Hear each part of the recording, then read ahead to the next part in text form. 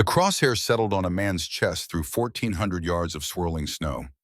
Wind gusted at 18 miles per hour from the northwest. Temperature 9 degrees Fahrenheit.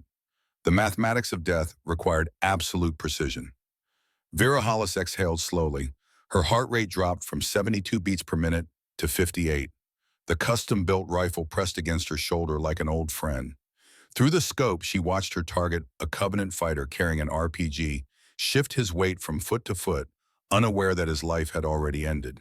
She squeezed the trigger. The rifle cracked. The suppressor muted the sound to a sharp whisper that disappeared into the mountain wind. Through the scope, Vera watched the man collapse backward into the snow. Clean, efficient, final. Somewhere below in the boulder field, men she'd never met were fighting for their lives. SEAL team operators pinned down by overwhelming force. The same trap that had killed her team 8 months ago. The same betrayal, the same coordinates on a map that someone had sold to the enemy. But this time the ghost was watching. Vera worked the bolt action. The spent casing ejected tumbling through the air before disappearing into the snow beside her. She chambered another round and acquired her next target, a machine gunner, distance 1,200 meters. Wind had shifted 2 degrees east. She adjusted, breathed, fired. The machine gunner dropped. In the valley below, Covenant radio traffic exploded with panic. Their voices crackled through the encrypted frequencies she'd been monitoring for months. The ghost, it's the ghost of Whiskey Ridge. Fall back, falls back. She's real, she's actually real. Vera allowed herself the smallest smile. Fear was a weapon. She'd spent 8 months teaching them to be afraid of shadows, to hear death in every gust of wind, to know that in these mountains there was something hunting them that they couldn't see, couldn't catch, couldn't kill. She was the ghost they whispered about in their barracks, the legend that kept them awake at night, the reason their best men refused assignments to this sector, and she was just getting started. 8 months earlier, March 2024, Fort Bragg, North Carolina, the conference room smelled of coffee and old wood polish. Lieutenant Vera Hollis stood at attention in her dress uniform, watching 12 faces study her personnel file. Task Force Alpha, the best operators the Army could assemble. Rangers, Green Berets, Delta Force veterans, and her. At the head of the table sat Colonel Wade Merrick, 67 years old, 45 years of service, Green Beret legend, 3 Purple Hearts, 2 Silver Stars. The kind of man whose presence made junior officers check their posture. He was reading her file with the expression of someone who'd found a typo in a sacred text. Lieutenant Hollis, he said without looking up. His voice carried the gravel of 1,000 cigarettes and 100 combat jumps. Army Sniper School, top of your class, highest marksmanship scores in the program's history. Qualified expert on 14 weapon systems. Yes, sir. And you're 28 years old. Yes, sir. Merrick finally looked up. His eyes were the color of winter sky, pale blue and unforgiving. In my 45 years of service, Lieutenant, I've trained hundreds of snipers. Good men, hard men, men who could put a round through a quarter at 800 meters. He closed the file. I've also seen what combat does to people. The stress, the isolation, the split-second decisions that haunt you for decades. He leaned back in his chair. In my experience, women lack the emotional detachment required for sniper work. Too empathetic, too concerned with consequences. Combat requires a certain coldness that biologically women simply don't possess. The room went silent. Vera kept her eyes forward. Her jaw tightened, but her expression remained neutral. Every word felt like a blade, but she'd learned years ago that the worst thing you could do was react. Give them nothing. Show nothing. Prove everything. However, Merrick continued, the decision isn't mine. Command has assigned you to this task force. So you'll deploy with us to Montana. You'll do your job.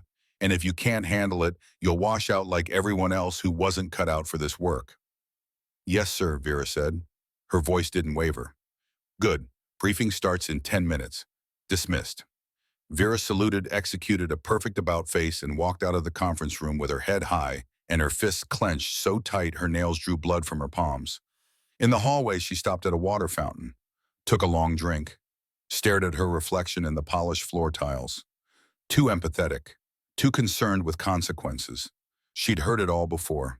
At basic training, at sniper school, from instructors who looked at her and saw someone's daughter, someone's girlfriend, someone who should be anywhere except on a battlefield. But Vera had learned to shoot when she was 6 years old. Her father, a Marine Corps veteran, had taken her to the range every Sunday, taught her to respect the weapon, to control her breathing, to understand that shooting wasn't about strength or aggression.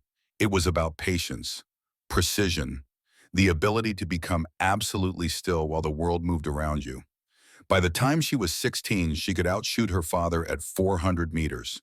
By 22, she'd qualified expert on every rifle the Army issued. By 28, she held records that had stood for decades. But none of that mattered to men like Colonel Merrick. They saw a woman in uniform and assumed she was soft, emotional, a liability waiting to crack under pressure. Fine. Let them think that. She'd prove them wrong the way she always did, by being better than everyone else in the room. The briefing was straightforward.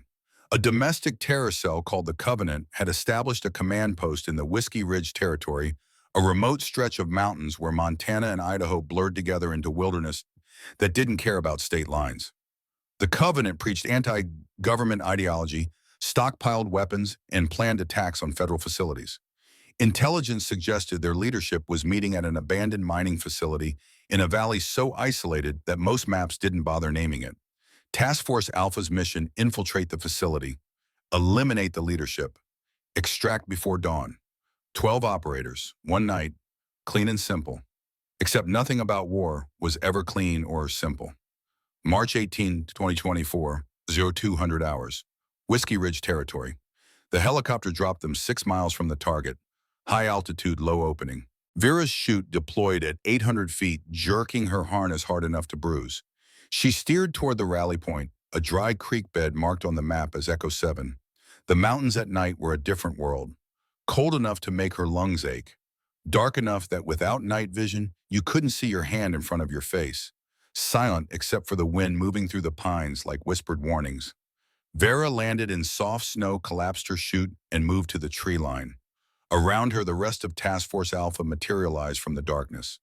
12 ghosts in tactical gear, speaking in hand signals and whispers. Merrick took point. Vera fell into position as rear security scanning their back trail through her rifle scope. They moved through the forest in textbook formation. Spacing perfect, weapons ready, every sense tuned to the environment. But something felt wrong. Vera couldn't name it. Just a feeling in her gut, the kind of instinct that separated soldiers who came home from soldiers who didn't. The forest was too quiet. No animals, no birds. Like everything with survival instincts had already fled. She keyed her radio. Alpha 6, this is Alpha 12. Recommend we slow our approach. Something's off. Merrick's voice came back flat and annoyed. Alpha 12, maintain position. We're on schedule. Sir, the AO is too quiet. No wildlife. Could indicate. Alpha 12, I've been doing this since before you were born. Maintain position and stay off the net unless you have enemy contact. Vera released the transmit button and said nothing. They continued toward the target. The mining facility sat in a natural depression, a collection of rusted buildings and forgotten equipment, slowly being reclaimed by the wilderness. Through her scope, Vera counted 4 exterior guards, lazy patrol patterns, poor light discipline. It looked exactly like the intelligence brief had promised, which meant it was wrong. In her experience, terrorists who survived long enough to be worth hunting didn't make amateur mistakes. They didn't leave exterior guards exposed without overlapping fields of fire. They didn't use lights that could be seen from 3 miles away. Unless they wanted to be seen. Unless they were bait. But Merrick had already given the signal to advance. Task Force Alpha moved down the slope in 2 elements. 6 operators toward the main building. 6 toward the vehicle depot. Vera was assigned to overwatch position on a ridge 200 meters from the facility. Her job, provide covering fire if things went wrong. She settled into a prone position behind a fallen log, adjusted her scope, counted her breathing. Through the optics, she watched her team approach the building, watched them breach the door, watched them disappear inside, and then the world exploded. The charges detonated simultaneously, 4 separate explosions that turned the main building into an inferno. The shock wave hit Vera like a physical blow even from 200 meters away. She watched in horror as the building collapsed. Fire punched through windows and doors. Secondary explosions followed, ammunition cooking off in the heat, adding machine gun percussion to the roar of flames. "Alpha Team, report!" Merrick's voice on the radio, strained with controlled panic. "Anyone report?" Silence, then gunfire erupted from the tree line. Not four guards, dozens of them. Muzzle flashes surrounded the facility in a perfect ambush perimeter. Heavy machine guns, automatic weapons, concentrated fire that turned the valley into a kill zone. Vera's radio crackled. "All teams fall back to extract. This is a trap. Fall back." But there was nowhere to fall back to. Through her scope, Vera watched operators trying to escape the burning building. She saw Sergeant Collins make it 3 steps before bullets cut him down. She saw Specialist Rodriguez dragging a wounded teammate toward cover, both of them killed by a burst from a machine gun nest. She watched her team die, and she was too far away to help. Vera started returning fire. Her rifle cracked again and again. She dropped 2 fighters. 3, 4. But for every one she killed, 5 more appeared. "Alpha 12 displacement north, move to secondary extract." Merrick's voice urgent now. "Alpha 12, acknowledge." Vera fired again, dropped another fighter, worked the bolt. "Alpha 6 negative, I have wounded in the trial." The round hit her before she heard the shot. Pain exploded in her left shoulder. The impact spun her sideways. Her rifle clattered away. She rolled behind the log, pressing her hand to the wound. Blood pulsed between her fingers, hot and thick. Another round hit the log above her head. Bark exploded. Splinters rained down. Someone had her position. Someone had her. A marksman, good enough to put rounds within inches at 200 meters in darkness. Vera low-crawled backward, leaving a blood trail in the snow. Every movement sent lightning through her shoulder. She could hear voices shouting in the valley below, boots crunching through snow, flashlight beams cutting through the darkness. They were coming for her. She dragged herself behind a cluster of boulders, found her sidearm still holstered, drew it with her good hand. The voices grew closer. "Check the ridge. The provider said there's a sniper up here." The provider. Through waves of pain and shock, Vera processed that. Someone had told the Covenant about Task Force Alpha. Not just that they were coming, but when, where, and how many, down to the sniper position on the ridge. This wasn't just an ambush. This was a planned execution. Flashlight beams swept across the boulders. Vera held her breath. She had maybe 8 rounds in her pistol. There were at least 6 hostiles approaching her position. The math was bad, but then fate intervened. One of the Covenant fighters stepped on the log where Vera had been positioned. The wood cracked under his weight. He stumbled. His flashlight swung wild.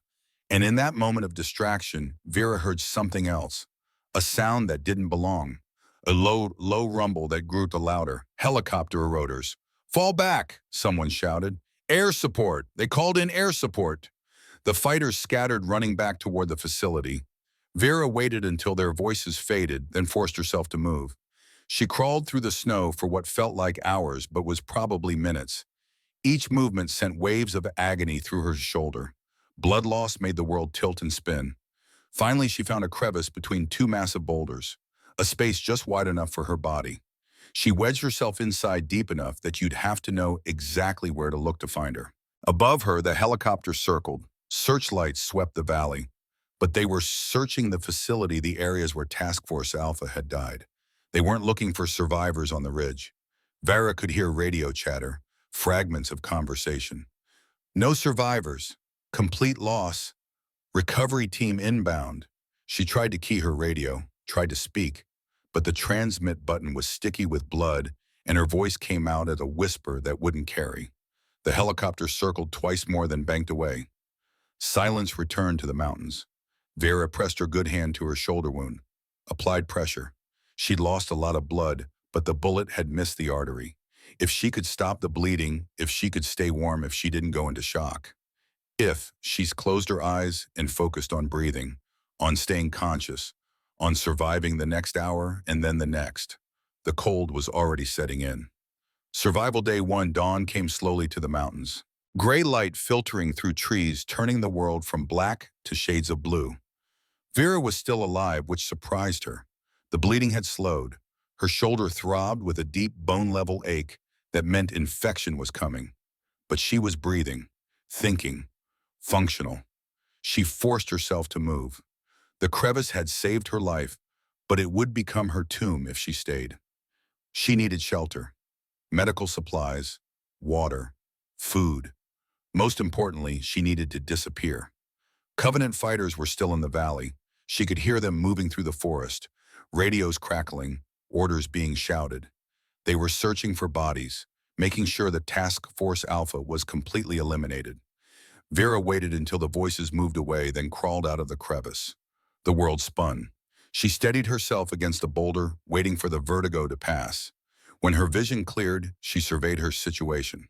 She'd lost her rifle, her tactical vest, most of her gear. What remained her sidearm with 8 rounds of combat knife, a half-empty water bottle, and the clothes on her back. It wasn't much, but it was enough. She'd grown up in mountains like these. Her father had taught her survival skills before she could read. How to find water, how to build shelter, how to move through wilderness without leaving traces. More importantly, he taught her the most essential survival skill of all, patience. In the wilderness, he'd told her on a camping trip when she was 10 years old, the biggest mistake people make is rushing. They panic, they make noise, they exhaust themselves. But nature has its own pace. Match that pace and you'll survive. Vera took a long drink from her water bottle. Then she started moving. She found the cave system on day 3, a network of limestone passages carved by ancient water, narrow entrances hidden behind overgrowth, multiple chambers with airflow that meant no gas buildup, dry, defensible, invisible from aerial surveillance. Perfect. Vera made the deepest chamber her base. It was cold, but the stone walls blocked wind. She gathered pine boughs for insulation, found a stream 50 meters away for water. The shoulder wound had become infected. Fever burned through her for 2 days. She treated it with what she had, cleaning the wound with boiled water, using her knife to remove damaged tissue, packing it with moss that she'd seen deer eat when wounded. It was primitive medicine, desperate medicine, but it worked. By day 7, the fever broke. By day 10, she could use her left arm again. By day 14, she was ready to start hunting. Her first kill was a Covenant sentry on night patrol. She waited in the darkness beside a trail she'd been watching for 3 days. When he passed alone and distracted by his phone, she stepped behind him. One hand over his mouth, the knife across his throat. He was dead before he understood what was happening. She took his rifle, a Remington M40, good weapon, well-maintained. She also took his ammunition, his radio, his cold weather gear, and his boots, which fit better than hers. She left his body position, sitting against a tree, rifle across his lap, as if he'd fallen asleep on watch. The Covenant wouldn't find him until morning. By then, she'd be miles away. But she didn't go far. She went deeper into the wilderness, higher into the mountains, to places where the Covenant didn't patrol because the terrain was too difficult and the reward too small. And she started learning their patterns. Months, 2 to 4, the ghost emerges. Vera became a student of her enemy. She monitored their radio frequencies, learned their call signs, their patrol routes, their shift changes. She mapped every Covenant position within 20 miles of her cave. She learned that they weren't just a militia. They were organized, disciplined, well-funded. They had military-grade equipment and tactics that suggested professional training. Someone was backing them, someone with resources and connections. At night, she crawled within 50 meters of their camps, close enough to hear conversations, to learn names, to identify leaders. And she started killing them, not randomly, strategically. She killed the communications specialist first, shot him through the neck at 400 meters while he was setting up a relay station. The Covenant spent 2 days trying to fix their radio network before they realized it was an equipment failure. Someone had eliminated the only person who understood the system. She killed their best scout next, caught him alone on a ridge at dawn. He never knew she was there until the bullet punched through his chest. She killed their medic, their mechanic, their supply sergeant, every specialist that made the organization function, and she made sure they found the bodies. She left them in specific positions, sitting at their posts, standing at overlooks. Once she propped a man in his guard tower, making it look like he was still on watch. It took them 3 hours to realize he was dead. The psychological effect was immediate. Covenant fighters started refusing night patrols. They demanded to work in pairs, then in groups of 4. They installed more lights, more cameras, more security, which only made them easier to track. And they started talking about the ghost. Through their radio chatter, Vera listened to the legend grow. Stories spread, exaggerated, evolved.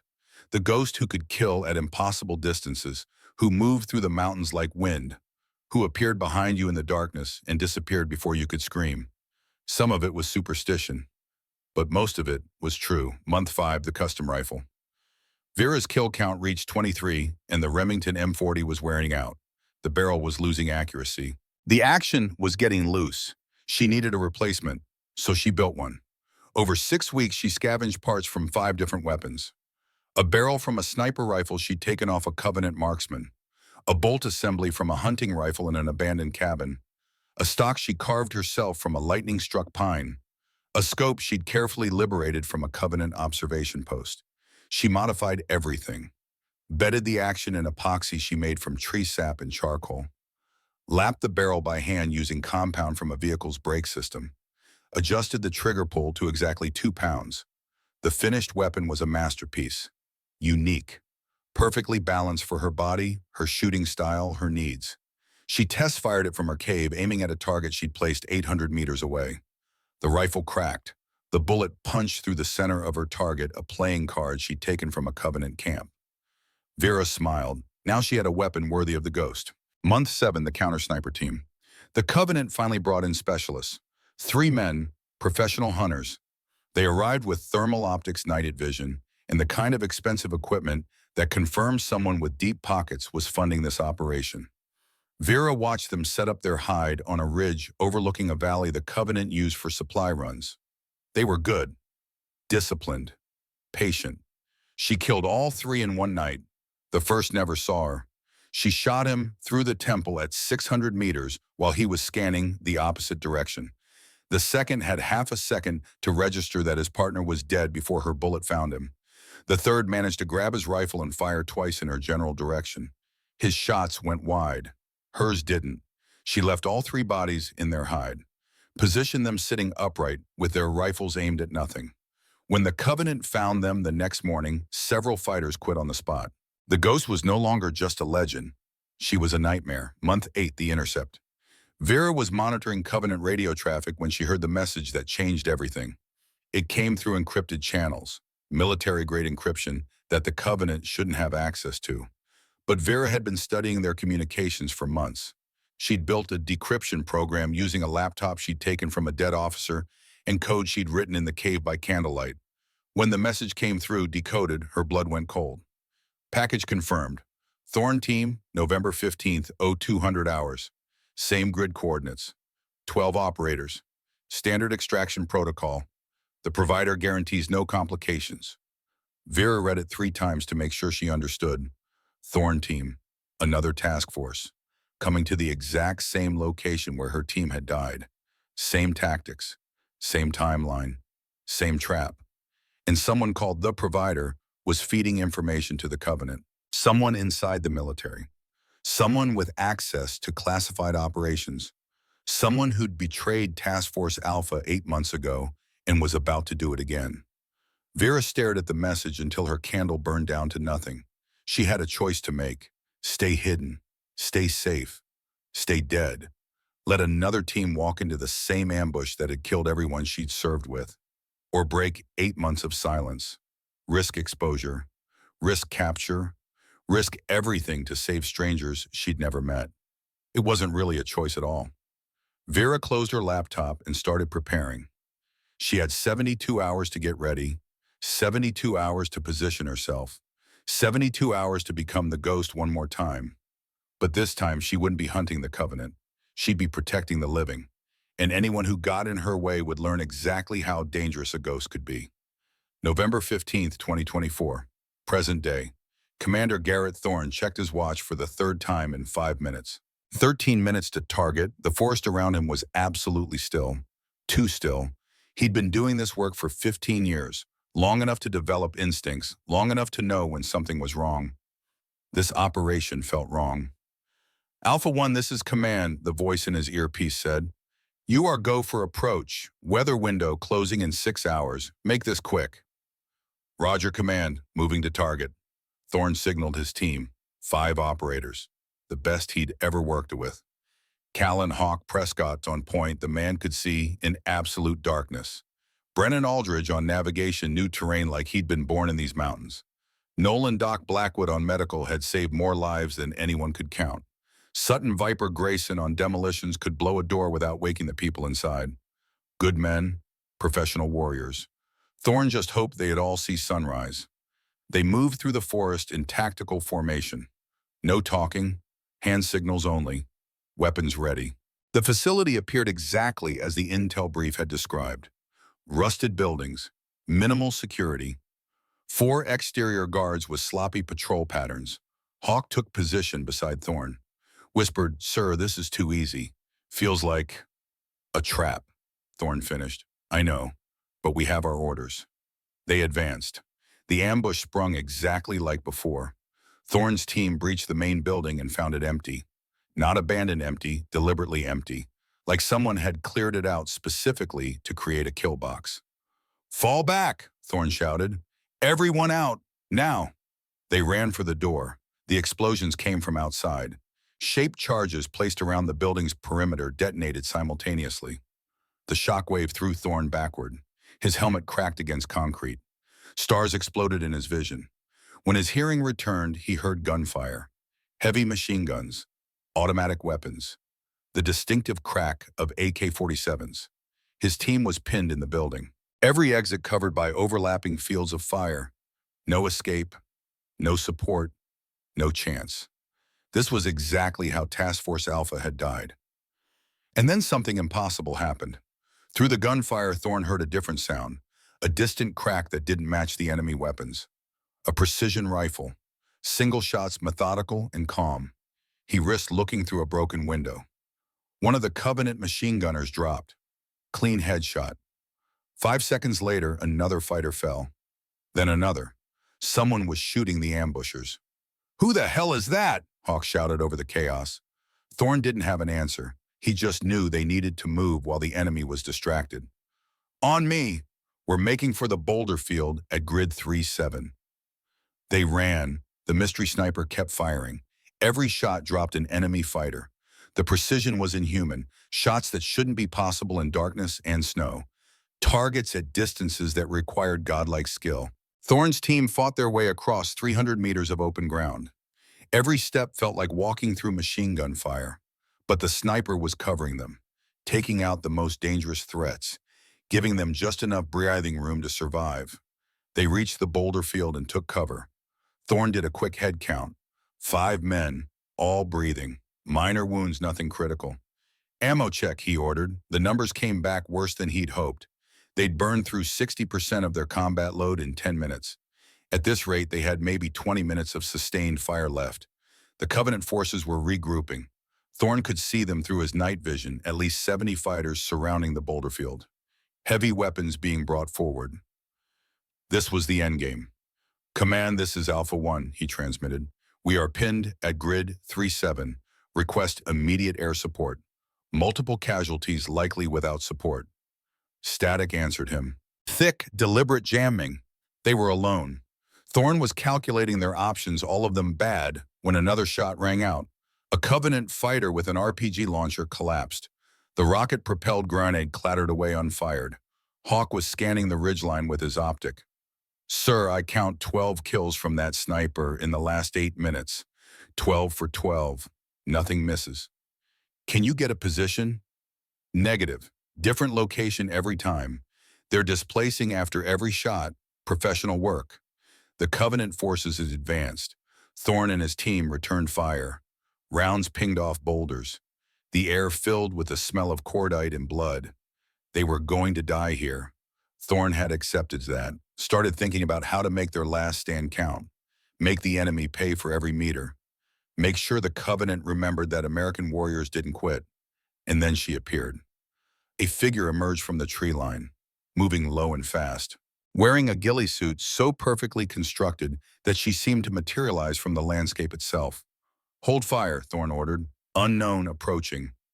The figure raised both hands slowly, non-threatening, the universal signal for friendly. She closed to 20 meters, stopped, reached up and pulled back the ghillie suit's hood.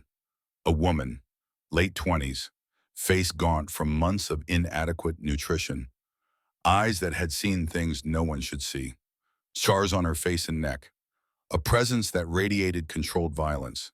She looked directly at Thorne. Her voice was rough from disuse but absolutely steady. "Commander Garrett Thorne, SEAL Team 6, your team was betrayed. This entire operation was a setup designed to eliminate you. The same setup that killed Task Force Alpha 8 months ago. I'm Lieutenant Vera Hollis. I was declared KIA in that ambush. But I survived. I've been hunting the people who did this ever since." She paused. "Let that sink in. Your immediate tactical situation, 70-plus hostiles, heavily armed with reinforcements inbound. You have approximately 15 minutes of ammunition remaining. Radio jamming will prevent extraction coordination. Storm system arriving in 4 hours will eliminate air support for 36 hours minimum. You will die here unless you follow my instructions exactly." Thorne stared at her. Vera Hollis. He knew that name. Everyone in Special Operations knew that name. The sniper who'd been killed in the ambush that Colonel Merrick still blamed himself for. Except she wasn't dead. She was standing in front of him, covered in mud and snow, with a custom rifle that looked like it had been built by someone who understood ballistics at a level most engineers never reached. "How do we know we can trust you?" Hawk asked. Vera looked at him with eyes that had forgotten how to smile. "Because if I wanted you dead, I would have let them finish the job. Instead, I just saved your lives 12 times. Now pick up your gear and follow me. We have 3 minutes before they bring up mortars, and I'd prefer not to be here when that happens." She turned and started walking toward the tree line. Thorne made a split-second decision. "Grab wounded and equipment.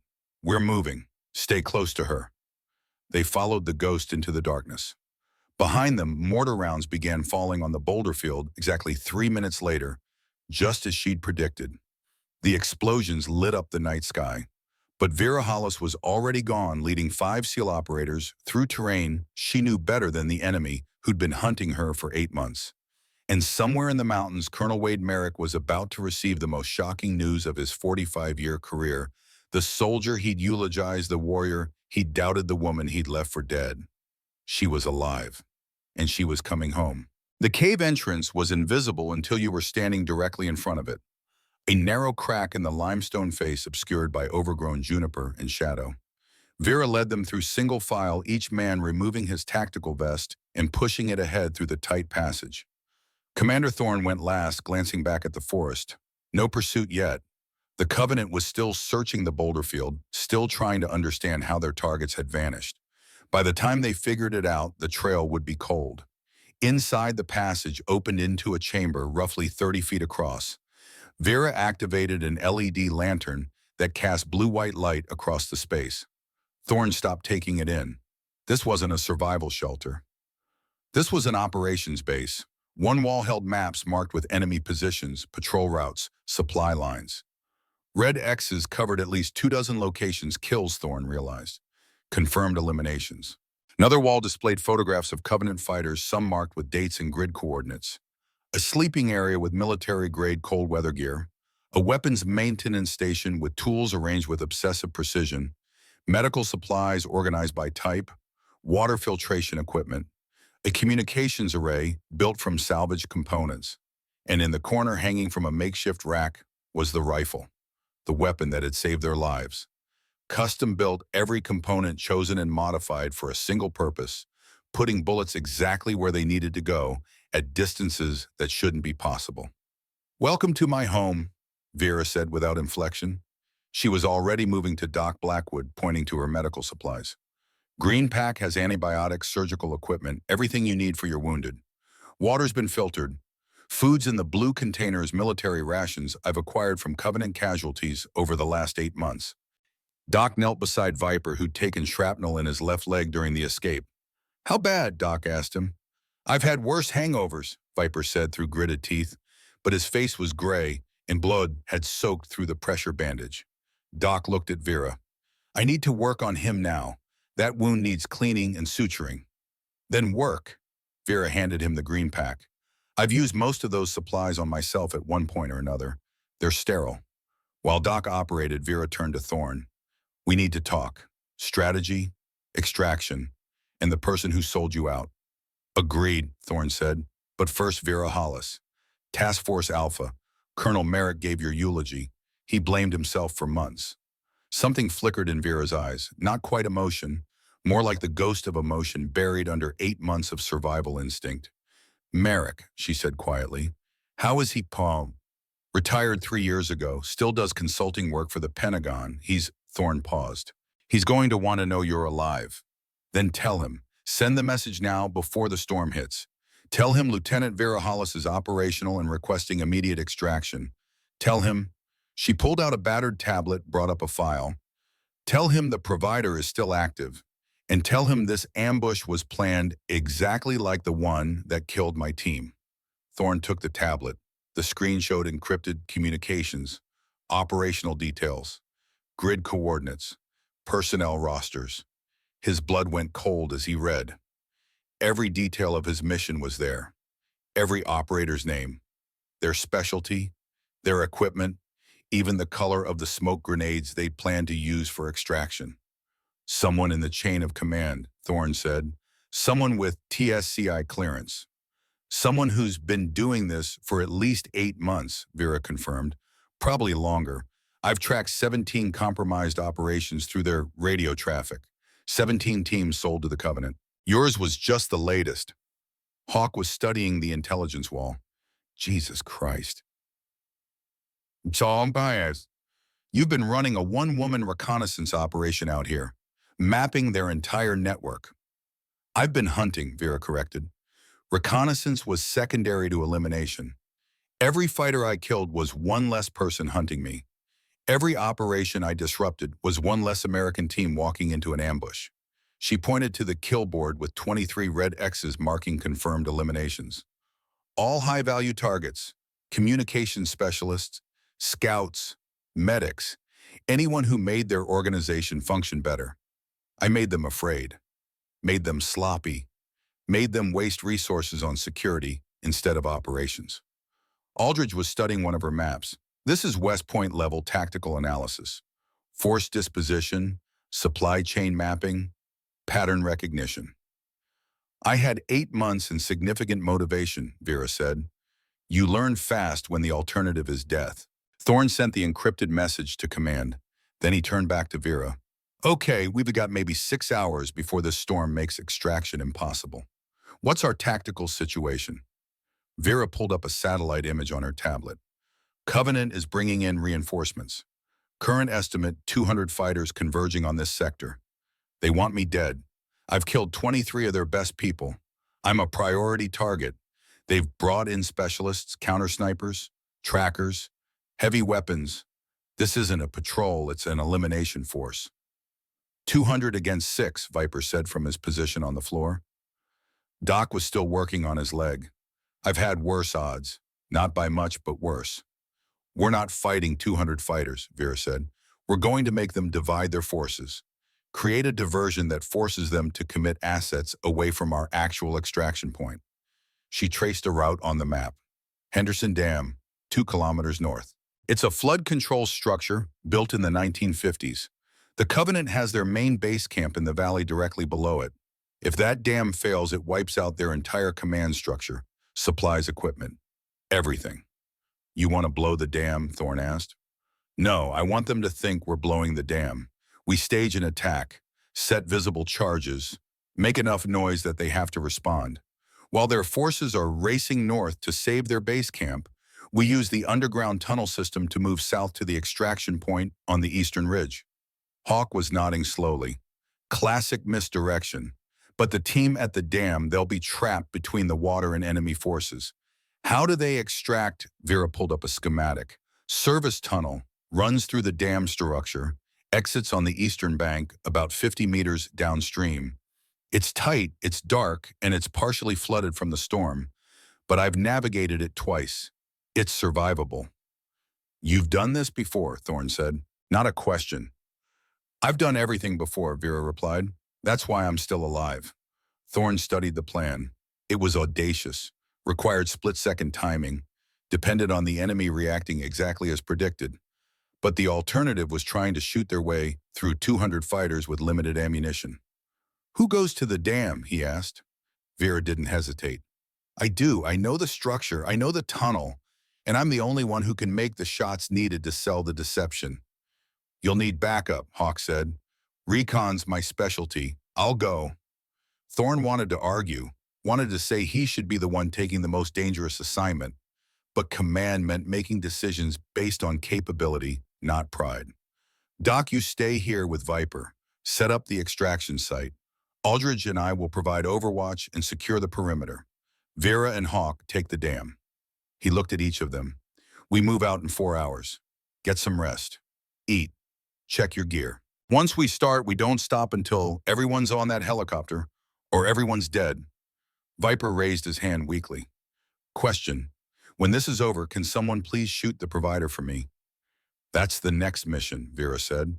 Her voice carried a cold promise. "First we survive this one.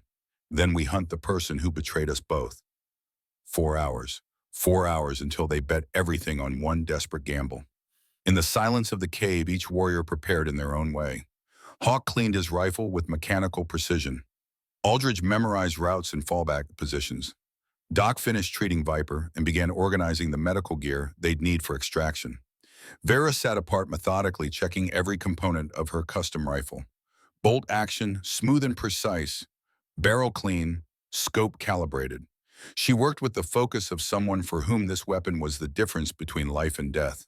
Thorne approached her quietly. "That rifle, you built it yourself. Over 6 weeks, 5 different source weapons.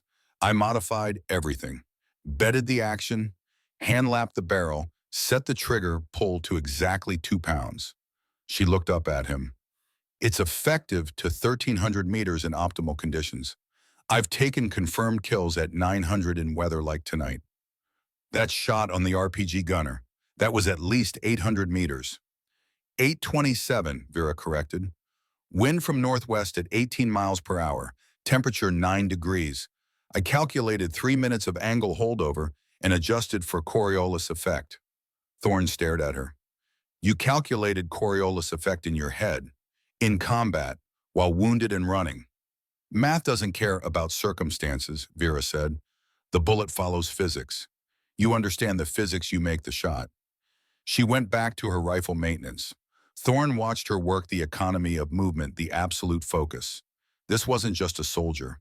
This was someone who'd been refined by 8 months of solitary warfare into something harder and more dangerous than standard military training could produce. "Can I ask you something?" Thorne said. "When you intercepted the message about our team, you'd been hidden for 8 months. Safe. Why risk exposure? Why save us?" Vera was quiet for a long moment. When she spoke, her voice was barely above a whisper. "I watched my team die. All 11 of them. I watched Sergeant Collins get cut down 3 steps from safety. I watched Rodriguez dragging a wounded teammate, both of them killed, trying to save each other. I was too far away to help. Too far away to do anything except survive." She looked up at Thorne. Her eyes were haunted. "I've spent 8 months asking myself if I should have done something different. Moved faster. Been braver. Found a way. I can't change what happened to them, but I could change what happened to you. So I did. Because leaving another team to die wasn't something I could live with." Thorne nodded slowly. "For what it's worth, you saved 5 lives tonight. That counts for something."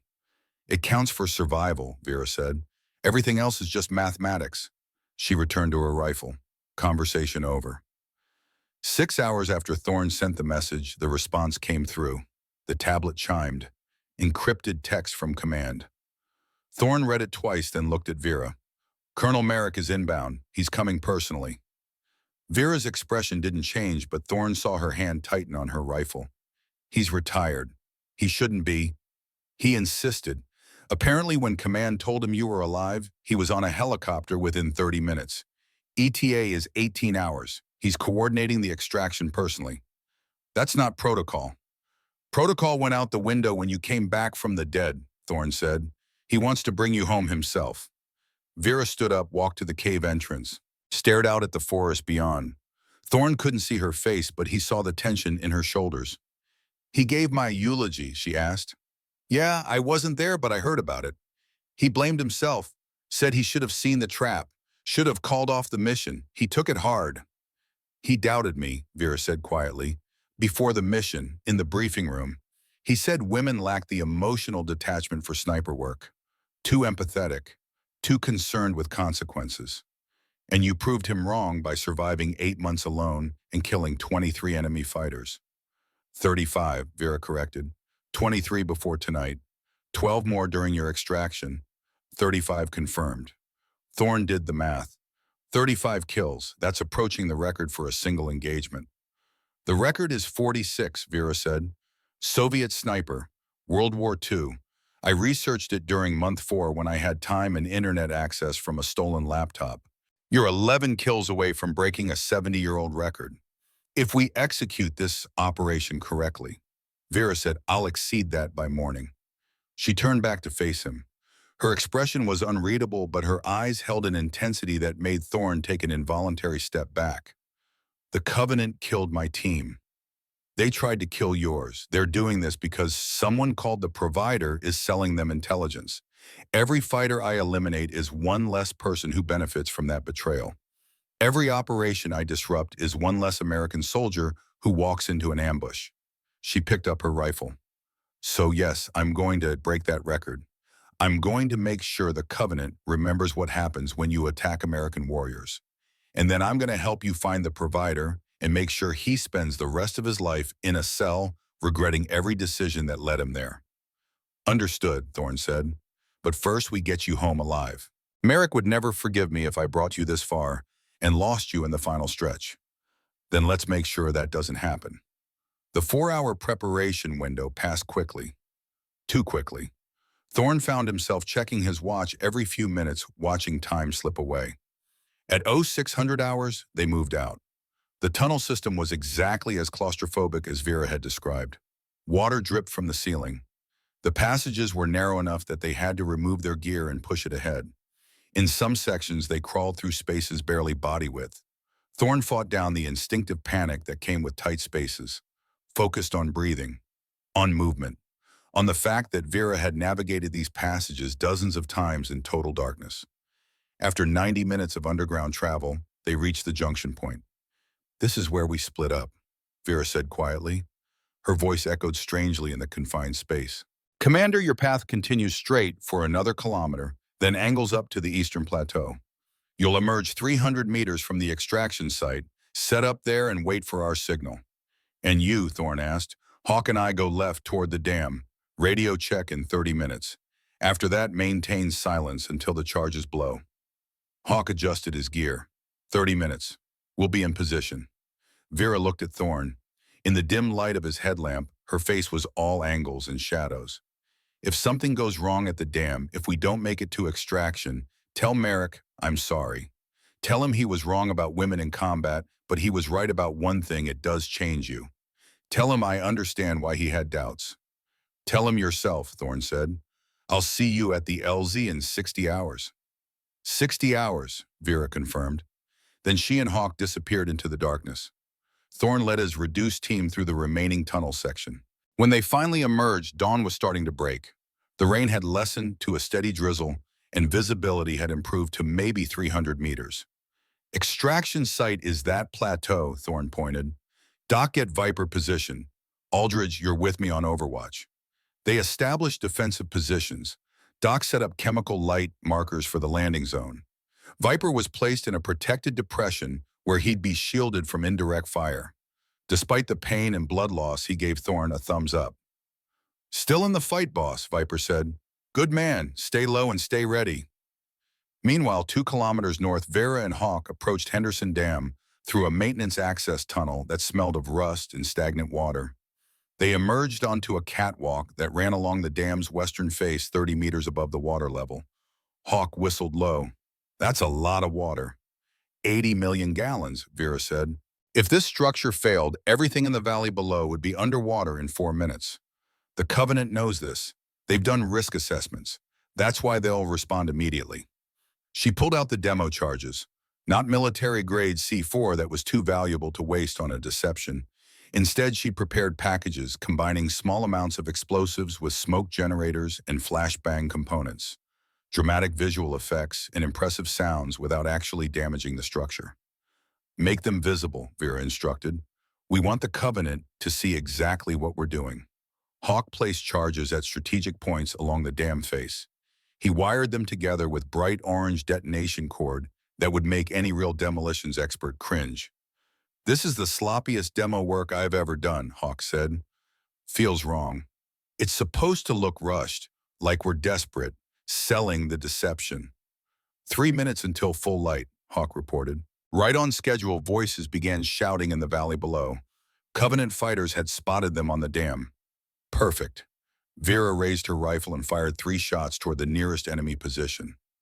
Not aimed to kill, aimed to announce their presence and create urgency. The response was immediate. Radio traffic exploded with panicked reports. Fighters began mobilizing from all 3 defensive positions, racing toward the dam to prevent what they believed was an imminent catastrophic attack. That's our cue, Vera said. Set the timer for 4 minutes. That gives us enough margin to reach the service tunnel. Hawk programmed the electronic trigger. Double-checked the sequence. 4 minutes. Clock's running. They sprinted along the catwalk toward the maintenance access point. Behind them, dozens of Covenant fighters were climbing the dam face itself, desperate to stop the perceived attack. Maintenance access. 30 seconds. They reached the heavy steel door. Vera worked the manual override, a technique she'd practiced 24 times. The door swung open, revealing a vertical shaft with a ladder descending into darkness.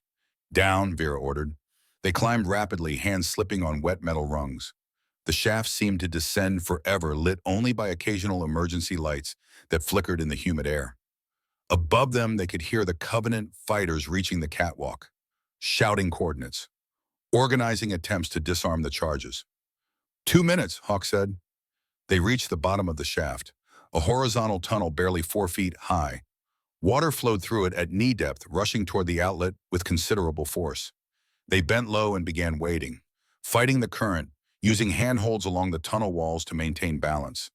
1 minute, the tunnel curved slightly. Emergency lighting cast everything in sickly green. The water was freezing, and the current was strong enough that Vera had to concentrate on every step. 30 seconds. We need to be clear of the dam structure. They pushed harder, ignoring exhaustion, ignoring the cold. The tunnel began to angle upward, the exit point approaching. 10 seconds. Vera saw the metal grate ahead, the exit onto the eastern riverbank. She reached it first, worked. The emergency release pushed the grate open. They scrambled out onto muddy ground, rolled away from the opening, covered their heads. The demo charges detonated exactly on schedule. Even from 50 meters away, the explosions were spectacular. Massive fireballs erupted from the dam face. Smoke clouds billowed across the structure. Flashbangs added thunder and lightning that looked like secondary explosions. To anyone watching, it looked like a catastrophic failure. Covenant fighters on the dam scattered in panic. Those below began running for higher ground, abandoning their defensive positions entirely. The deception had worked perfectly. All call signs, this is Hawk, he transmitted on the tactical radio. Dam objective complete. Diversion successful. Enemy forces fully committed. Proceeding to extraction point. Thorne's voice came back instantly. Copy, Hawk. We have visual on extraction bird. ETA 18 minutes. Move fast. Vera and Hawk ran through the forest along the riverbank, angling toward the eastern plateau. Behind them, the Covenant's command structure was collapsing into chaos as they realized too late that the dam attack had been a feint. But they were 2 kilometers out of position with rough terrain between them and the real objective. By the time they could bring effective fire to bear, the Americans would be gone. The Black Hawk appeared right on schedule. The Covenant wasn't done yet. A radio intercept showed their command element frantically redirecting forces away from the dam. They were too far to stop the extraction, but close enough to make it bloody. Contact right, Aldridge called. 400 meters, multiple fighters. Thorne saw them through his scope, Covenant fighters emerging from the tree line, setting up firing positions. But then the situation deteriorated. RPG Team Ridge overlook, someone shouted. Thorne saw them. 3 fighters setting up a launcher that could destroy the helicopter in one shot. Merrick didn't hesitate. He grabbed his rifle and broke from cover, running toward a position where he could engage the RPG team. Years of retirement couldn't erase decades of instinct. See the threat, eliminate the threat. Colonel Negative, Thorne shouted into the radio. You're too exposed. But Merrick was already committed. He dropped prone at an exposed outcrop and fired 3 rapid shots. The RPG team scattered, but Covenant forces immediately converged on his position. Within seconds, Merrick was pinned down, 30 meters from the extraction point, but separated by open ground that had become a kill zone. Merrick's trapped, Aldridge reported. He's got no fallback position. Thorne made the tactical assessment in 2 seconds. They could extract now, leave Merrick and survive. Or they could try to rescue him and probably die trying. Before he could give the order, Vera's voice cut through the radio. I see him, I'm moving. Negative ghost, Thorne said. You're 50 meters out. You'll never make it. Watch me. And then she appeared. Vera broke from the tree line at a full sprint. Not toward the extraction point, toward Merrick's trap position. She was running into the kill zone, deliberately drawing fire to herself. Hawk was behind her, returning fire to cover her advance. That's insane, Aldridge whispered. Vera reached Merrick's position in 15 seconds that felt like hours. Thorne watched through his scope as she grabbed the colonel and physically dragged him toward better cover. Covering fire now, Thorne ordered. The door gunners opened up. Thorne and Aldridge added precision shots. Together they created just enough suppression for Vera to get Merrick moving. But the Covenant had brought heavy weapons. RPG, someone screamed. A fighter on the ridge, the same position Merrick had been shooting at, raised a rocket launcher. Perfect angle on the helicopter. Vera saw him. She was still running, still dragging Merrick, still 50 meters from safety. She stopped, unseated her rifle, dropped to one knee. She can't make that shot, Aldridge said. Not after running, not at that angle. Vera fired. The RPG gunner dropped backward off the ridge, chest exploding. The launcher fell harmlessly. 37, Vera said calmly, moving to extract with Colonel Merrick. She broke from the tree line at a dead run, 50 meters from the plateau. Hawk right behind her, 80 Covenant fighters in pursuit. The RPG gunner swung his weapon toward her. Vera saw him, didn't break stride. In one fluid motion that demonstrated 8 months of constant practice, she unslung her rifle, dropped to one knee, and fired. The shot took the RPG gunner in the center of his chest at 300 meters. He toppled backward off the ridge, the weapon falling from his hands. Thorne had never seen anything like it. A shot like that required training instinct and a level of calm that shouldn't be possible while running for your life. That's 36, Vera said into her radio, already running again. Moving to extract. But the pursuit wasn't over. As Vera and Merrick ran for the plateau, Covenant fighters poured from the forest. Desperate, vengeful, determined to kill the ghost before she escaped. Vera ran with Merrick, but her eyes never stopped scanning. Her mind never stopped calculating. Machine gunner at 400 meters. She fired without breaking stride. Kill 38. Spotter behind him reached for the gun. Another shot. Kill 39. RPG loader scrambling for the dropped launcher. Third shot. Kill 40. How many rounds do you have left? Merrick shouted as they ran. Enough, Vera replied. Fighter emerging from boulder cover at 350 meters. Fourth shot. Kill 41. Squad leader trying to coordinate the pursuit. Fifth shot. Kill 42. Sniper on ridge, finally someone competent. He was lining up a shot on the helicopter. Vera stopped completely. Let Merrick run ahead. Ghost move, Thorne shouted over radio. Vera settled into stance. 1 second of absolute stillness in the chaos. The enemy sniper fired. His round went wide by inches he'd calculated for her running, not standing. Vera didn't miss. Kill 43. She ran again. The plateau was 30 meters away. Radio operator calling for reinforcements. Sixth shot. Kill 44. Heavy weapons specialist carrying an AT-4. Seventh shot. Kill 45. Covenant officer with binoculars, command element. Eighth shot. Kill 46. That's the record, Hawk said over radio. 46. You just tied it. Vera reached the plateau, 10 meters to the helicopter. Behind her, one final target emerged. A fighter she recognized from her cave surveillance photos, the Covenant's second in command. The man who'd organized the counter-sniper teams, who'd personally led the hunt for her. He raised his rifle toward Merrick's back. Vera turned, last round in the magazine. Distance 280 meters, target moving, wind gusting, helicopter downwash creating turbulence.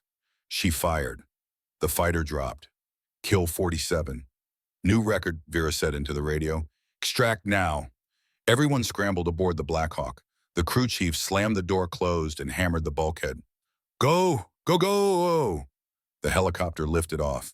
Enemy gunfire followed them up, small arms tracers, desperate shots from fighters who'd been outmaneuvered and outsmarted.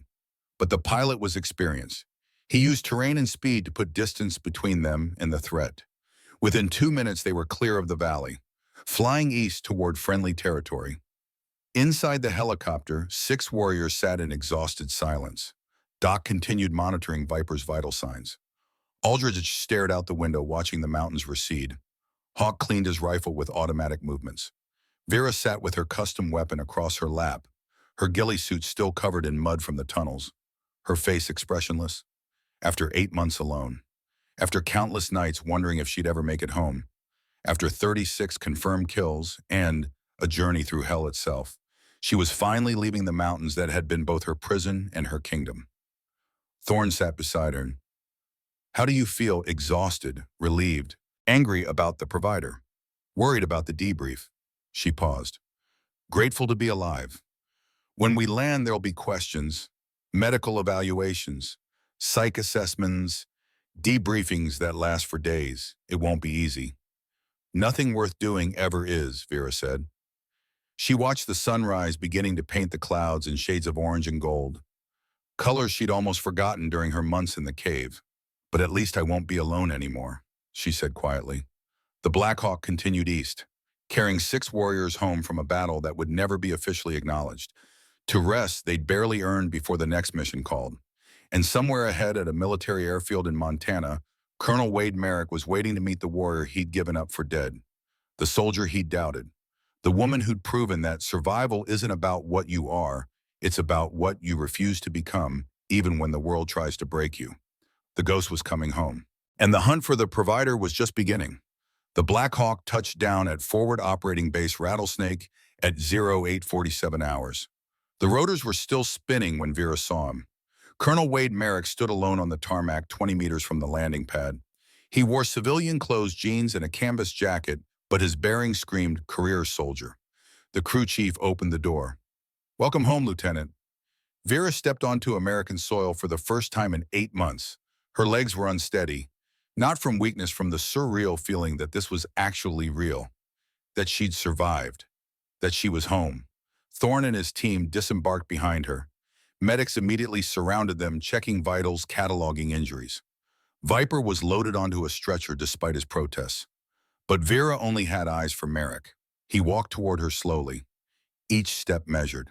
His face was carved granite, but his eyes, those pale blue eyes that had looked at her 8 months ago with doubt and dismissal, now held something else entirely.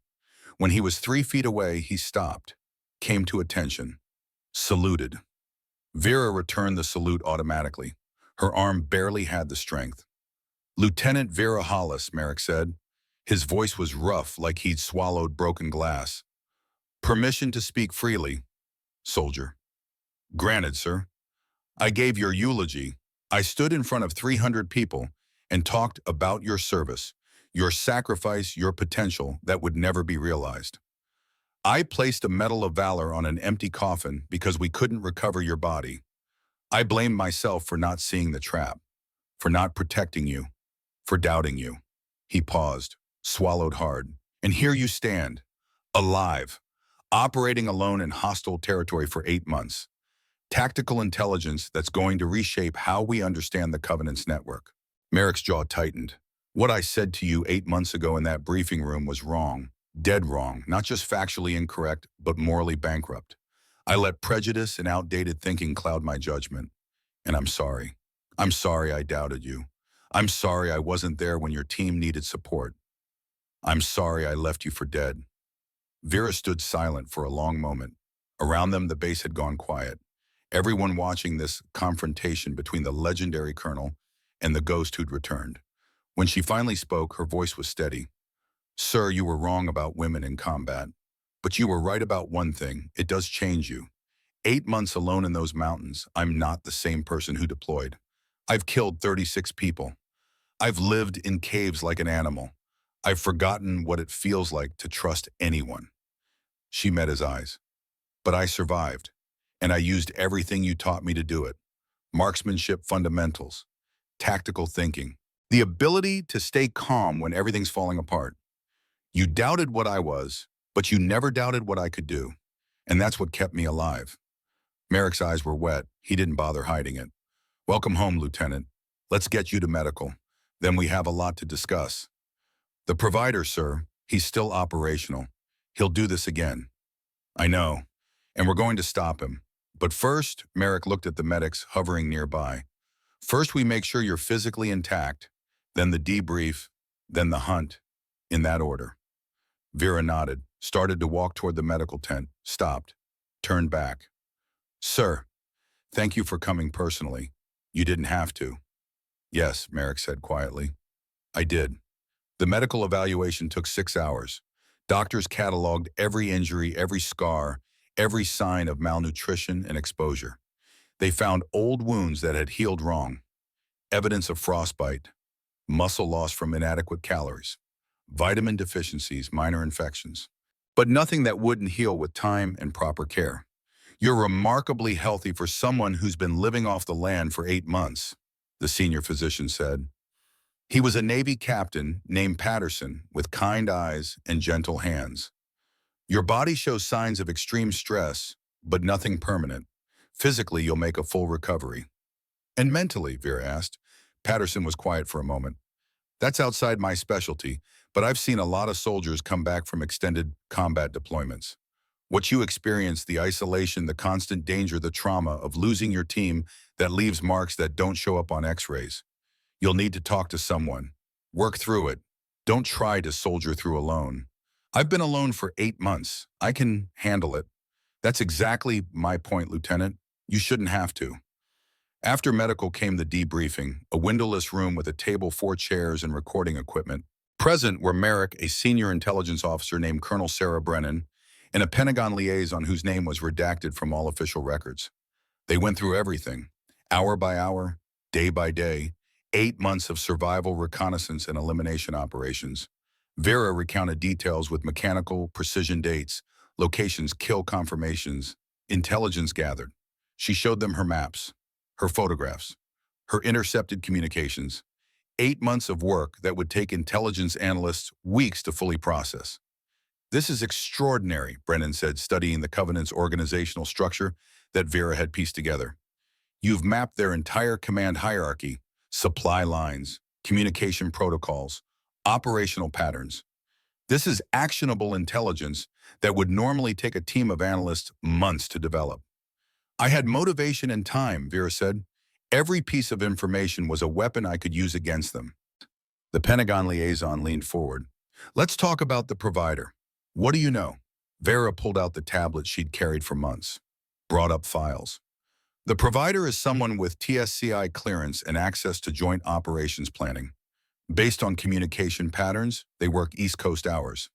Likely someone in the Pentagon contractor network. They've compromised at least 17 operations over 14 months. That matches our investigation, the liaison said. We've narrowed the suspects to 43 individuals, but we need more to make an arrest. I have more, Vera said. She brought up another file. 3 weeks ago, I intercepted an encrypted message with an embedded metadata signature. The provider made a mistake. They didn't fully scrub the file header. It contains a unique machine identifier that could trace back to a specific computer terminal. The liaison's eyes widened. Do you still have this file? I have 18 files with the same signature. I've been collecting them for months. Brennan whistled low. Lieutenant, you just handed us enough evidence to identify and prosecute the provider. This is exceptional work. I want to be there when you arrest him, Vera said. Her voice was flat, emotionless. I want him to see my face, to know that I survived his betrayal, that all 12 members of Task Force Alpha didn't die in that valley, that one of us came back and brought the whole operation down. The liaison looked at Merrick. Merrick nodded. She's earned that right. We'll make it happen, the liaison said. Give us 72 hours to process this intelligence and coordinate with the FBI. Then we move. The debriefing lasted 14 hours. By the time they finished, Vera was swaying in her chair from exhaustion. Merrick noticed. That's enough for today. Lieutenant, you're off duty for the next 72 hours. Get some sleep. Eat real food. Remember what it feels like to be human. I'm not sure I remember, sir. Then learn again. That's an order. They put her in officers' quarters, a small room with a desk, a window that looked out on mountains that didn't want to kill her. Someone had left civilian clothes on the bed, jeans, a soft sweater, boots that weren't tactical gear. Vera stood in the shower for 45 minutes, hot water that didn't come from a mountain stream, soap that actually produced lather, shampoo that made her hair feel like hair instead of matted straw. She watched 8 months of dirt and blood and survival wash down the drain. When she finally emerged wrapped in a towel that was softer than anything she'd touched in months, she caught her reflection in the mirror. The woman staring back was a stranger, gaunt, scarred, eyes that had seen things no one should see, but alive, undeniably, impossibly alive. Someone knocked on the door. Lieutenant, you have a visitor. Vera dressed quickly, opened the door.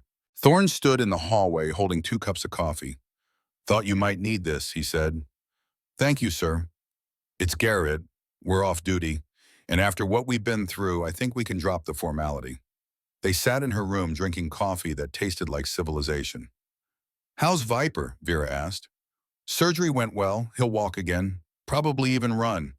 Doc says 3 months recovery, then back to full duty if he wants it. Thorne smiled. He says he wants back in. Says he's got unfinished business with the Covenant. We all do. Merrick told me about the provider, that you have evidence that could identify him. 18 files, machine identifiers, digital breadcrumbs. It's enough. Thorne was quiet for a moment. What do you did out there surviving alone for 8 months, building an intelligence network, eliminating 36 hostiles that's going to become legendary? You know that, right? This story is going to spread through the special operations community, the ghost of Whiskey Ridge who came back from the dead. I don't want to be a legend. I just want the provider in prison. You don't get to choose, but for what it's worth, you saved my team. 5 men who would be dead if you hadn't intercepted that message and decided to help. That's not legend. That's just facts. I did what anyone would do. No, Thorne said firmly. Most people would have stayed hidden, stayed safe. You risked everything for strangers. That's not normal. That's exceptional. He stood to leave, paused at the door. Get some rest, Vera. Real rest. You've earned it. After he left, Vera lay on the bed, stared at the ceiling, waited for sleep. But sleep wouldn't come. 8 months of survival instinct didn't shut off just because you were in a safe place. Every sound made her alert. Every shadow looked like a threat. Finally, she got up, walked to the window, looked out at the mountains silhouetted against the night sky. Somewhere out there, the Covenant was regrouping. Somewhere in Washington, the provider was still free. Somewhere in the darkness, the war continued. But for tonight, Vera Hollis was home, and that was enough. 72 hours later, they made the arrest. Edmund Voss, 54 years old, Pentagon contractor with TSCI clearance, 28 years of government service, divorced, 2 adult children, medical debt from his ex-wife's cancer treatment, a man who looked like every middle-aged bureaucrat in Washington, forgettable, unremarkable, invisible. The FBI took him at his office. No drama, no resistance. He simply stood up from his desk, allowed them to cuff him, and walked out without a word. They transported him to a federal detention facility in Virginia, a place that officially didn't exist, a place where people who betrayed national security went to wait for trials that might never be public. Merrick and Vera arrived 6 hours later. The interrogation room was bare concrete and fluorescent lighting. Voss sat at a metal table, hands cuffed to a chain bolted to the floor. He looked smaller than his personnel photo, older, tired. When Vera walked in, he looked up, did a double take. You're supposed to be dead. A lot of people thought that, Vera said. She sat across from him. Merrick stood against the wall, silent and watching. Task Force Alpha, March 18th. You sold us to the Covenant. Told them exactly when we'd be there, where we'd be, how many of us. You handed them a blueprint for our murder. Voss looked away. I didn't mean for anyone to die. They said it was just information. Just data. I needed the money. My wife's medical bills. Your ex-wife, Merrick said coldly. You divorced her 6 months before her cancer diagnosis. Saved yourself from the debt. Then took contract work betraying your country to pay off what was left. Don't try to claim noble motivation. Voss flinched. I made mistakes. I know that. But I never pulled a trigger. I never killed anyone. You killed 11 members of my team, Vera said. Her voice was ice. Sergeant Collins, Specialist Rodriguez, Lieutenant Chen, Private Morrison. I watched them die because you sold them. You didn't pull the trigger, but you aimed the weapon. I'm sorry, I'm so sorry. If I could take it back. You can't, but you can answer questions. How many operations did you compromise? 17 over 14 months. I thought they were low-value missions, things that wouldn't matter. 17 teams, Merrick said. How many casualties? Voss was crying now. I don't know. They didn't tell me. I didn't ask. I just sent the information, and they paid me in cryptocurrency. And I told myself it was just intelligence, just data. It didn't mean anything. Vera leaned forward. Did you specifically target Commander Thorne's team? Voss nodded miserably. The Covenant paid extra for that one. They wanted to make a statement, to show they could tear out Tier 1 operators. I got $200,000 for that intelligence package. $200,000, Vera repeated. You sold 5 lives for $200,000. Do you know what happened? They walked into the same ambush that killed my team. Exactly the same trap. Same coordinates. Same tactics. They were minutes from being massacred. But they survived, Voss said desperately. You saved them. So it's okay, right? Nobody died this time. Vera stood up, walked around the table, leaned down until her face was inches from his. Nobody died because I spent 8 months in hell, because I lived in Paz, because I killed 36 people, because I gave up everything to make sure your betrayal didn't succeed twice. You don't get to claim redemption because I stopped what you started. She straightened, looked at Merrick. I'm done here, sir. As they walked out, Voss called after them. What's going to happen to me? Merrick turned back. You'll spend every remaining day of your life in a federal prison. No parole, no early release. And every morning when you wake up, you'll know that Lieutenant Vera Hollis survived your betrayal, that she came back and brought your entire operation down. That's your legacy, Mr. Voss. You failed. The door closed on Voss's sobs. In the hallway, Vera leaned against the wall, took a deep breath. You okay? Merrick asked. I needed to see his face, needed him to see mine, needed him to know that he didn't win. He didn't. You did. It doesn't feel like winning, sir. 11 people are still dead. 17 operations were compromised. Voss is in prison, but that doesn't bring anyone back. Merrick was quiet for a long moment. No, it doesn't. But it stops him from doing it again. And that's the only victory we get in this work, making sure the next team has a better chance than the last one. 2 months later, Fort Bragg held a ceremony. The parade ground was packed. Active duty soldiers, veterans, press cameras, families. 300 people gathered to witness something that didn't happen often. Lieutenant Vera Hollis was promoted to captain and awarded the Medal of Honor. She stood at attention in her dress uniform, feeling like an imposter. The uniform fit wrong after months of tactical gear. The heels were uncomfortable after boots. The medals on her chest felt like weights. But she stood straight, shoulders back, eyes forward, every inch the professional soldier. The citation was read aloud. It listed her actions in clinical military language that couldn't capture what 8 months alone in hostile territory actually felt like. It mentioned extraordinary heroism and complete disregard for personal safety and actions above and beyond the call of duty. It didn't mention the nightmares, the survivor's guilt, the feeling that she was fundamentally changed in ways that could never be reversed. When the speaker finished, Colonel Wade Merrick stepped forward. He carried the Medal of Honor on a blue ribbon. Protocol said the president usually presented this award, but exceptions could be made, especially when the colonel had personally requested the honor, when he'd spent 2 months arguing with Pentagon brass, when he'd called in every favor from 45 years of service. Merrick placed the medal around Vera's neck. The weight settled against her chest. Then he leaned close and whispered so only she could hear. I'm proud of you, soldier. Not for the kills, not for the survival, but for choosing to save Thorne's team when you could have stayed hidden. That's what makes you a warrior. The choice to act when acting might kill you. He stepped back, saluted. Vera returned the salute, and for the first time in 8 months, she felt tears forming. The ceremony ended. People filed past to shake her hand, thank her for her service, tell her she was a hero. The words blurred together into meaningless noise. But then she saw Thorne, and Hawk, and Aldridge, and Doc, and Viper walking with a cane, but walking. They stood at attention, all 5 of them, and saluted. Vera returned the salute. These men understood. They'd been there. They knew what it meant to. Thank you, Thorne said simply. No, Vera replied. Thank you for giving me a reason to stop hiding. 3 months later, Vera stood at the Fort Bragg sniper range, teaching 15 recruits, mix of men and women, all qualified marksmen, all here to learn long-range precision shooting. She taught them fundamentals, breathing control, trigger discipline, the mathematics of wind and distance and bullet drop, the psychology of patience, the ethics of taking a life from 1,000 meters away. Some would wash out. Most would become competent snipers. A few would become exceptional.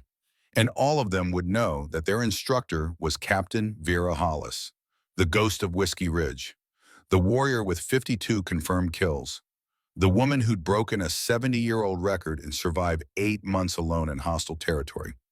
On the 3rd day of training, a female recruit approached after class, young, maybe 22, nervous but determined.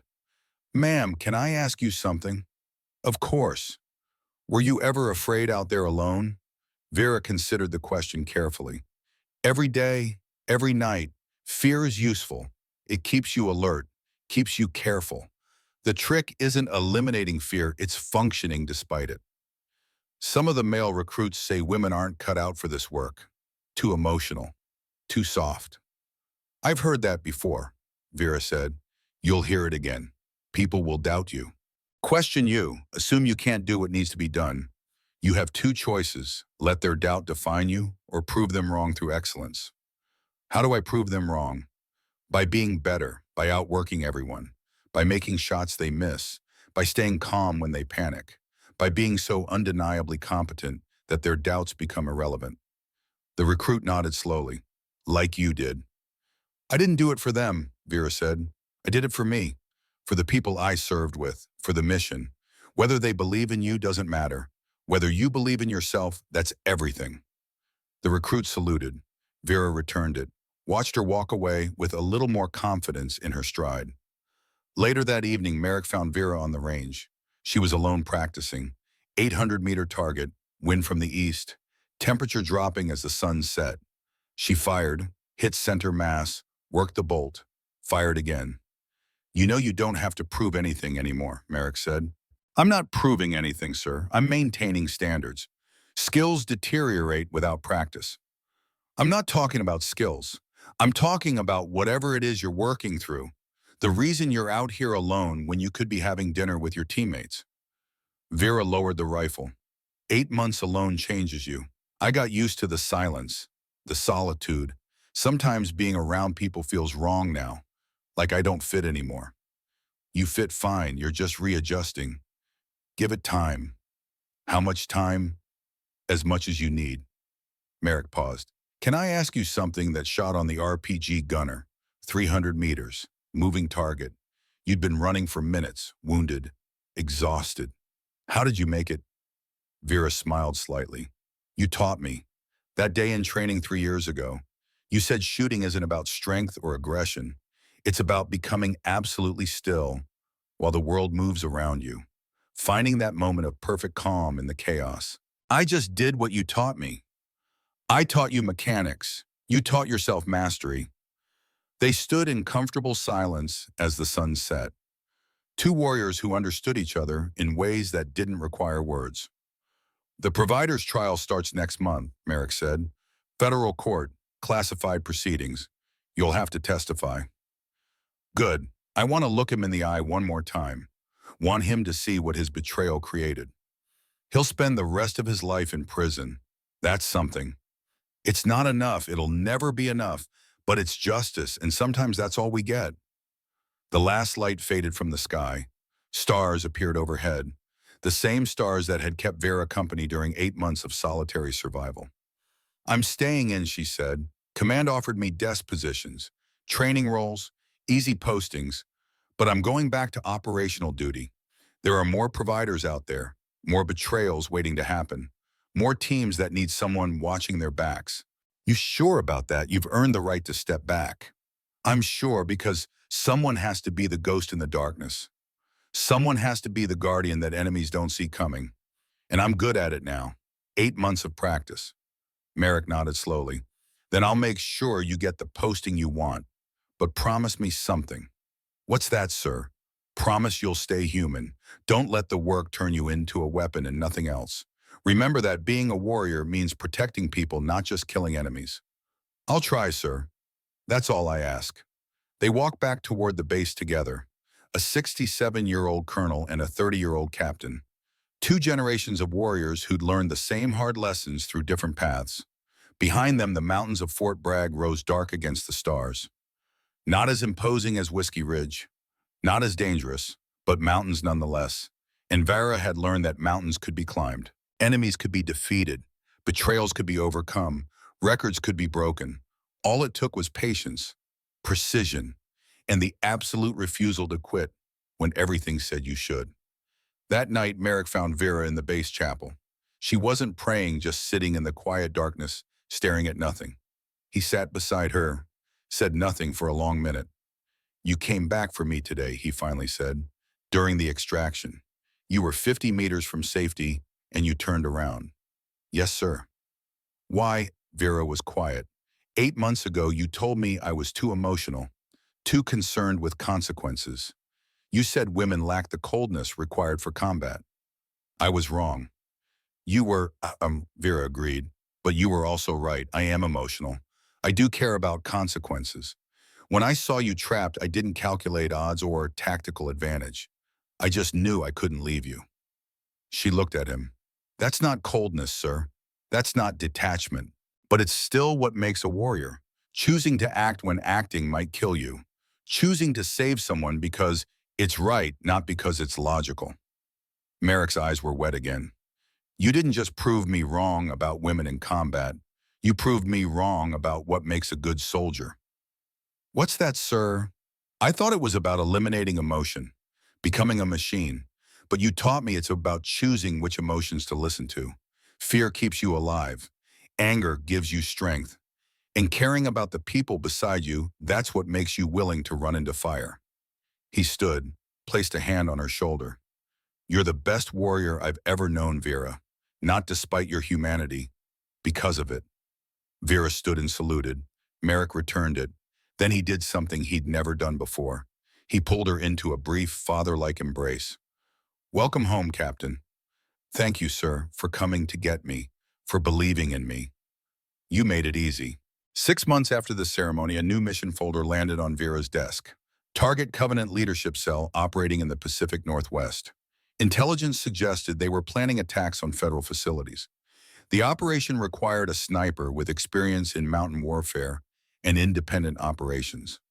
Vera read through the briefing, studied the terrain maps, calculated distances and approach vectors. Then she picked up her phone, called Thorne. Garrett, it's Vera. I've got something that needs your team's particular skill set. Interested? Always. What are we looking at? Covenant remnants, hostile territory, long-range work. Probably going to be dangerous. She heard him laugh. So basically Tuesday. When do we leave? 72 hours. I'll forward the brief. See you at the staging area, Captain Ghost. Vera hung up, looked at her rifle propped in the corner.